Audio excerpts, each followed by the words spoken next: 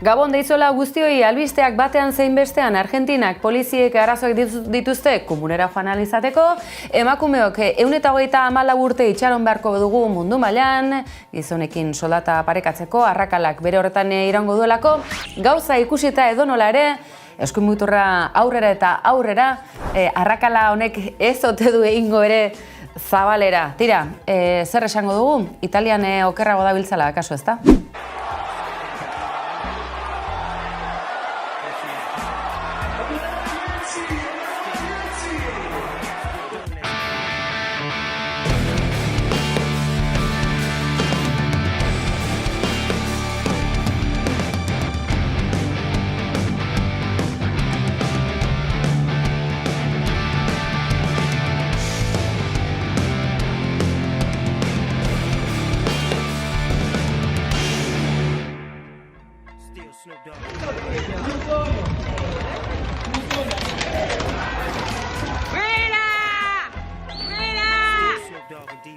Eta Mujica presidenteak edo gure aitonak, denon lehendakari aitonak dien moduan argi inflazioak jendea erotzeko gaitasun handia duela, desesperazioa eragiteko eta muturreko jarrerak eragiteko. Tira, Argentinan, ondoan, Uruguairi pega-pega eginda, Mileirekin arazoa dezentekoa dute eta erreformek gainera ez dute atzera egiteko asmorik. Aurretiaz ere, egoera kaskarra baldin bazuten Argentinan, zer gertatuko ote da orain. Gauzak honela, kalean ez da giro, ikusi duzue, eta umore ukitu edo umore azidoaren ukitu emateko asmoz, polizia zenbaitzu komunera joateko behar horretan, ikusi duzue, ez dagoela txantxetarako girorik, eta tabernan ere sartzen ez detela utzi nahi izan herritarrek. Tira, ez da ez umore askorako kontua, gauza nahiko konplikatua dago Argentinan, sartzaitezte bestela, edabideetako edizio digitaletan, eta ikusiko duzue gainbera datorrela bertako lehenago kaskarra zen ongizatea.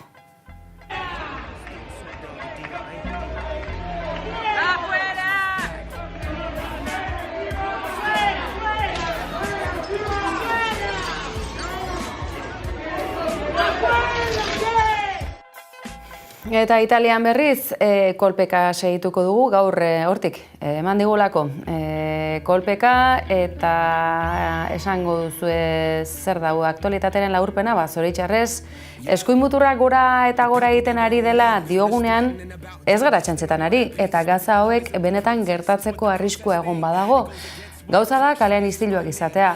Baina ordezkari politikoen artean eta eskuin muturreko ordezkariak beste legebiltzarkide batengana Juan, jiboitu eta gurbildun aulkian eramanarazi, hau marra gorria da.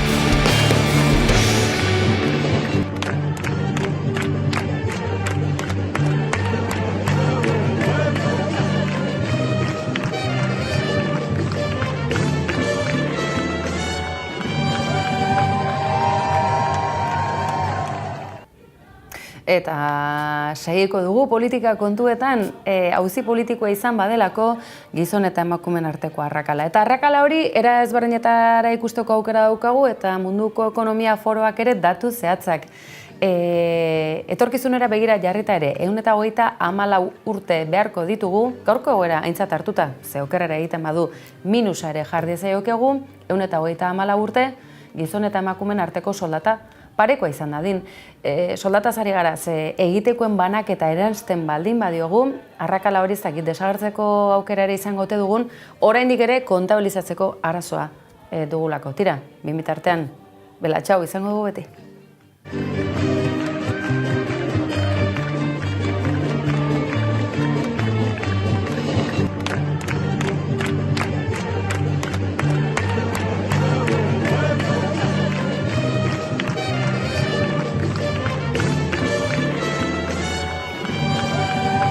Eta gauzak honela, geure bidali berezia, politika kontu eta zizketara gatozelako eta post-pandemia esan dugu orain arte, post-europearrak, zenolako giroa dugun Maialen Ferreira, guazen Bilbora zuzenean, eskerrak gaur ere geurean zaitugula, hainbat kontu argitu nahi ditugulako, gabon Maialen. Mi eskerrik asko. Eta bide horretan, nondik hasiko gara? Esate baterako Ipar Euskal Herritik, Frantziara begirare jarrita besteak beste, bada, Le Penekin ere tratu egiteko presten konservadore bat, egoitza ataria, giltzak hau eta beste, asaldatuta dago errepublika zalantzarik ez, eta Ipar Euskal Herria ere bai. Nondik hasi, Maialen, hitza zurea da? Ba, ematen du ez, Ipar Euskal Herria ez salbuespen badala, baina ez, eskuin muturra bertan hor asko sartu da, eta asko indartu da hainbat lekutan, ez? Eta gertu daukagu, ez? Ate joka geroz eta gehiago, behar bada ez, Espainiako kasuan eta Euskadiko kasuan, ez da hainbeste indartu, ez? Eskuin muturra, baina egia da, Europa mailan ez, adibidez Alemanian, Frantzian, asko indartzen da, eta klabe bat da, nire ustez, eta oso larria da, gazteen artean eduki duen arrakasta, ez? Adibidez Alemanian, ez, 16 urtetik 24 urteko bitarteko gazteak, asko boskatu dute eskuin muturra, eta hori da, adibidez, sare sozialan indarra, mugimendu hauek dituzten indarra oso handia dela, eta beste alderri batzuek ez dutena lortu, ez? Gazte horiekin edo gazte horien artean, ez, euren mugimenduak eta euren neurriak azaldu, eta horregatik ez dute arrakastarik. Belatxago entzun dugu baita ere, Europako Legebiltzarraren atarian gobernuz kanpoko erakundeak, baina bertan ere ehunka eta milaka lagunak lan egiten dute, bai ganbera barruan, bai inguruetan osatutako euro hiri ganbera horretan. Esango dugu Ipar Euskal Herriko eta Frantziako egoera kezkarako aukera zabaltzen duela, bloke ezkertiar hori sortzeko aukera bide horretan. Esango dugu edonola ere, Hego Euskal Herria izan dela, egin batean behintzat, aurreko hauteskundeetan aintzat hartutako hildo berberean, mapa beste kolore batekoa eta aintzat hartzekoa, soilik estatu mailako emaitzekin alderatuz. Badirudi, eskuin muturrak, behintzat beste arrakala edo sarrera txikiagoa duela, horrek ez du kentzen, jarrera konservadorek ez dutenik ordezkaritza lortu. Bai, hori da, ez, zuk esan duzu moduan, jarrera kontserbadoreak badaz, ze AJ, hirugarren indarrarantz jo dau, eta egia da, espero ez zuen datu kaskar batzuk atera ditula, baina egia da, ez, alderdi sozialista eta EH Bildu asko indartu direla, ez, eta EH Bildu gehien batez, olatu baten sartuta edo murgilduta dago, eta azkeneko emaitzak geroz eta hobeagoak izaten dira. Ez? Alderdi sozialistak, eneko handuezari entzun diogu esan ez, bera barrera bat izan behar da eskuin muturra eta ultraeskuina ez Euskadira ez etortzeko, ez? Eta bere burua saltzen du progresista moduan. Orduan, esan dezakegu Euskadi gehiena progresista dela, ez? Gero, hor ikusiko da zemotatako politikak sortzen diren eta zemotatako jaurlaritza dugun, ez? Ze azkenean, gauza bat da hauteskundeetan zenolako kanpainak eta zenolako neurriak proposatu, eta beste gauza bat da boterearen barruan, ez? Zemotatako neurriak jartzen diren. Galdetuko dizut horri buruz, baina aurretik, Ipar Euskal Herrian ikusi dugu ezkerreko blokearen parte izateko prestutasuna agertu dutela, baita hauteskundetara bere burua aurkeztu ez duten alderdietako ordezkariek honezkero.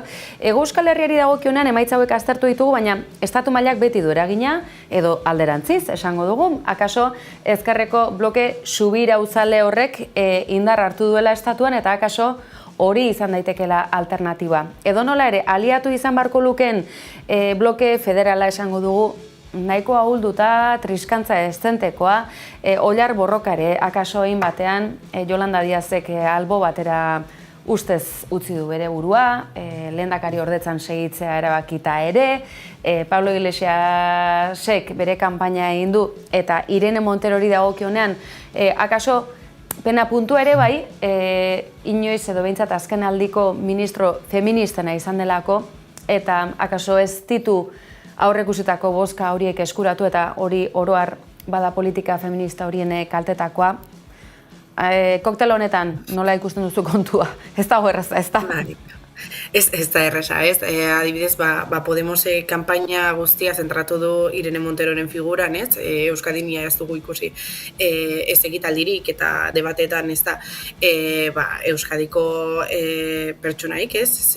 Adibidez, ETBko debatera etorri zan Isa Serra, Madrileko hautakidea, eta egia da, ez? Irene indar asko duela, baina Podemos ahultze prozesu horretan, azkenean, oso kaltetua irten da, eta espero duen, nik uste dut, espero zutela boska gutxiago jasotzea. Bai behar bada sumar gainditzea, baina bi europarlamentario nire ustez ez, Podemos hor berriz sortzeko aukera bada, ez, azkenean, badakigu Euskadiko hauteskundeetan ez dutela parlamentariorik lortu, Katalunian ere oso gutxi eta oso emaitzak azkarrak euki zituzten, hortaz, esperantza badago hori Podemosen, gero Sumarrek bai espero zuen ikaragarrizko edo behintzat indar gehiagokin ateratzea, ez dute lortu eta horregatik ikusi izan dugu, ez, Yolanda Díazen dimisioa.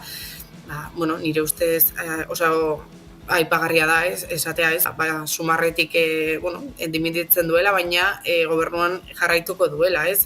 Ez dakigu ze motatako figura erabakiko duen Sumarrek berriz boterean egoteko edo indartsuago irtetzeko, baina nik uste, Esker Konfederala banatuta edo sakabanatuta egotia oso kaltegarria dela, justo Esker mugimendu horietarako, guztietarako.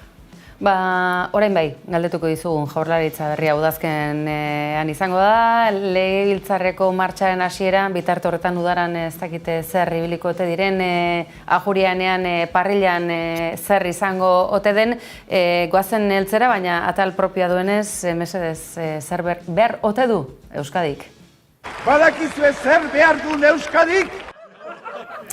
Maialen Ferreira, ziur behar duela Euskadik, tira, bide horretan ikusi dugu, tira, Pradales, gutxi ikusi dugu kanpaina honetan, tarteka, albisteren bat edo beste irakurri dugu, honezkero bere gertuko konfiantzazko asesoreak izan badituela, kanpainan izandako istilutxo horren arira berroziak ere badituela, Bizkartzain lanetan, investidurara baina, Otxandian ere aurkeztuko da, eta azken berria, akaso bide honetan errefleguz jokatzen ari dena, aipatu dugu, Andueza jauna, ez duela bere burua Jaurlaritzan kokatzen, akaso Urkulluk egindako bidea ez du errepikatu nahi, ezin baita, egontoki guztietan ez da, boteregunetan, instituzio buruzagitzan, jarraitu nahi omen du ez da, Alderdi Sozialistaren edapen horretan. Nola ikusten duzu kontua, Otxandiano eta Pradales aurrez aurre, Andueza Jaurlaritzatik kanpo baina telefono zuzenarekin, nola dago kontua?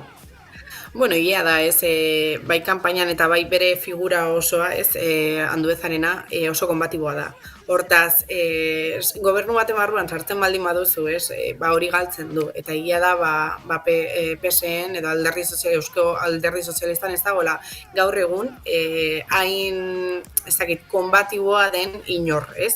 Eta, adibidez, egia da, askok esaten ziotenian, ez, hainbeste kritikatzen zuenian EAJ, zu berarekin adostasunetara heltzen zare ia instituzio guztietan, eta akordioak dituzu, ez? Eta hori azkenean, komentaririk gabe eta aitzakirik gabe uzten zion, ez?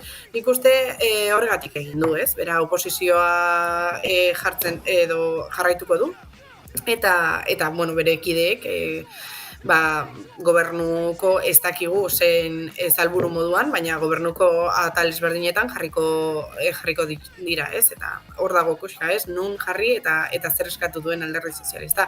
Gero, Otxandiano bere buruaz aurkeztia, nik uste dut azkenean da EH Bilduren indarra erakutsi nahi bat, alternatiba hori posible dela, naiz eta orain ez, behar bada etorkizun baten, eta bueno, alternatiba hori mahai gainean jartzea da, ez? Badakigu azkenean EAJ eta Alderdi Sozialista maioria absolutua daukela, gehiengo absolutu dutela, eta Pradales irtengo dela lehendakari, baina bueno, etorkizun batean beste alternatiba batzuk eta zela, geroz eta presenteago dugu, eta azkenean egia da Europara hauteskunde batzutan ezberdin bozkatzen dela, baina inoiz ez dugu ikusi, EAJ orain dela asko ez dugu ikusi EAJ hain ahulduta.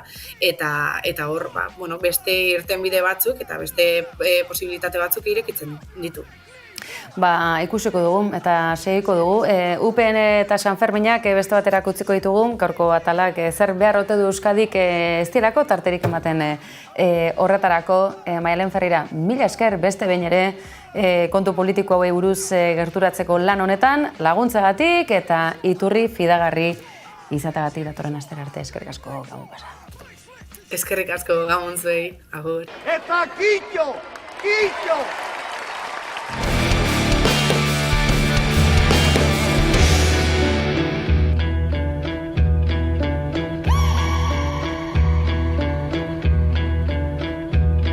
Yeah, the people they won't leave. What is threatening about divesting and want a piece? The problem isn't the protests, it's what they're protesting. It goes against what our country is funding.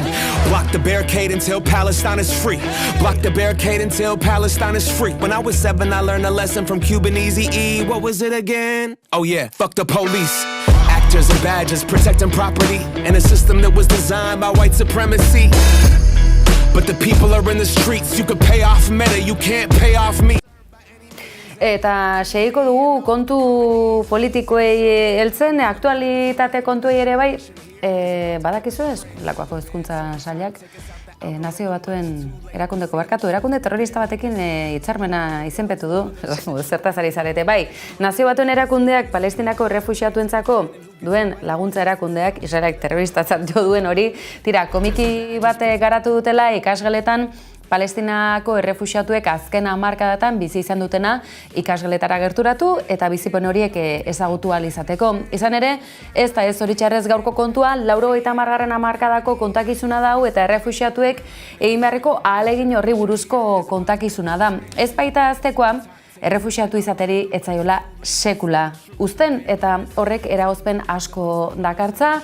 Tira, belaunaldiak aurrera eginda ere, palestinar komunitatea errefuxiatu da mundu zabalean eta hori Euskal Herriko ikasgela batzutara behintzat pixkanaka helduko da.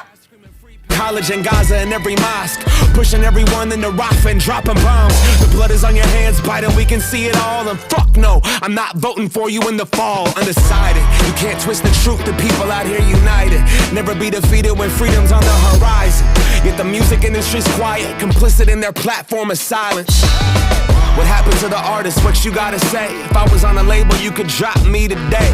I'll be fine with it cause the heart fed my page. I want a ceasefire, fuck a response from Drake. What you willing to risk? What you willing to give? What if you were in Gaza? What if those were your kids? If the West was pretending that you didn't exist, you want the world to stand up and the students finally did. Let's get it.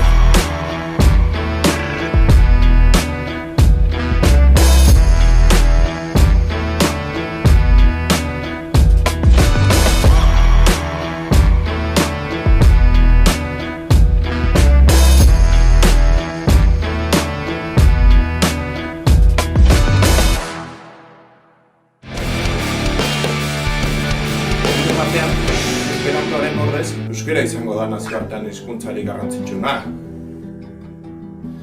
Pentsa, Euskal Forua Jon Adamsek, Rousseauk eta Simon Monfortek goraipatu zituzten. A ber, 1899an Espainiako erreinak foruak berresteko dekretua inposatu zuen.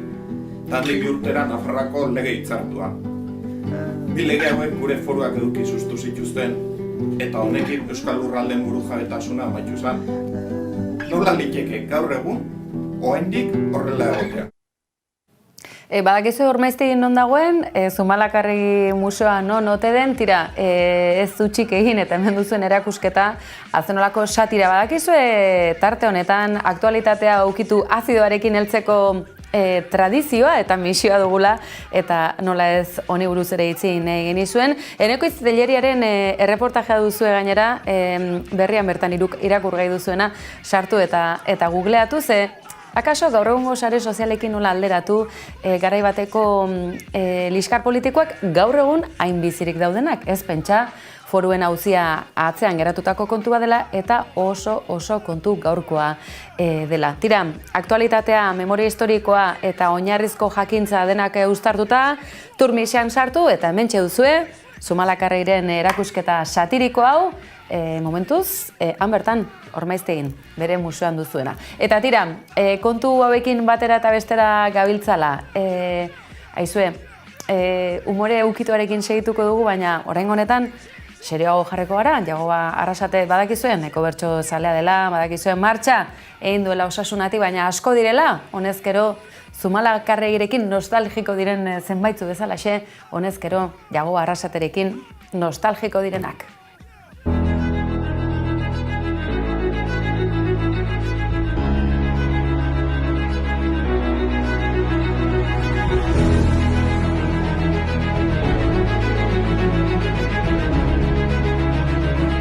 Zei urte zoragarri izan dira.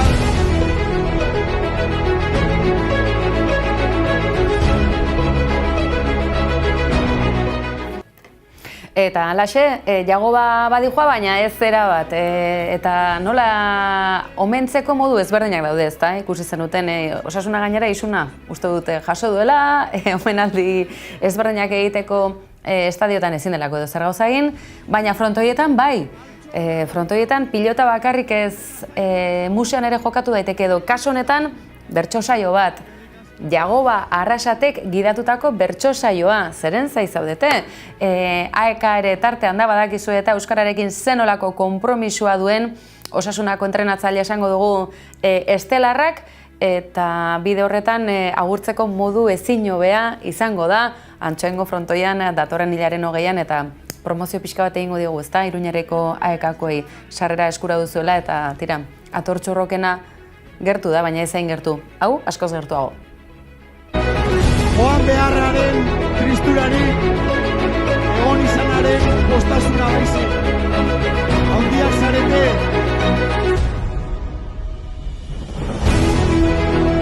Altxor bat daukagu, eta zaindu dezagun. Eskerrik asko.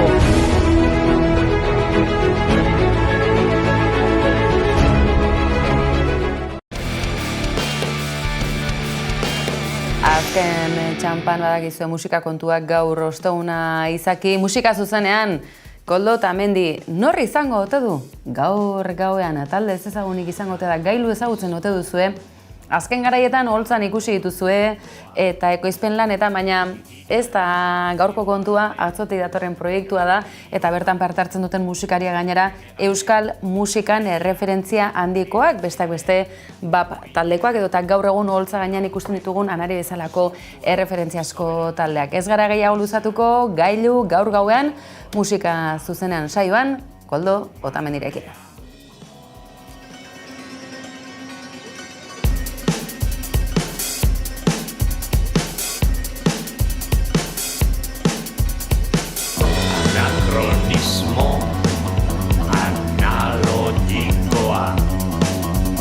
Digitalizazioaren garaiotan enegarren katebegia alienazioaren urpilean irauteko sortua soberakin izan mongoloi nauzu humanoidea.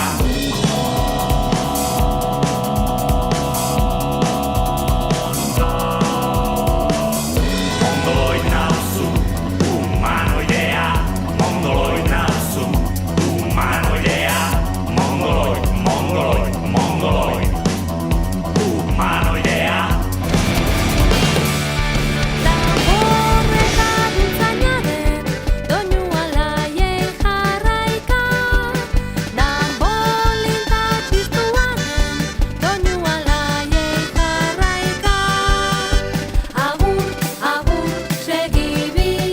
Antzematen da, aizkora gogoko dugula, saio honetan, eta gailu entzun da, aizkora sartuta, hementxe Hernaniko konparsakideak.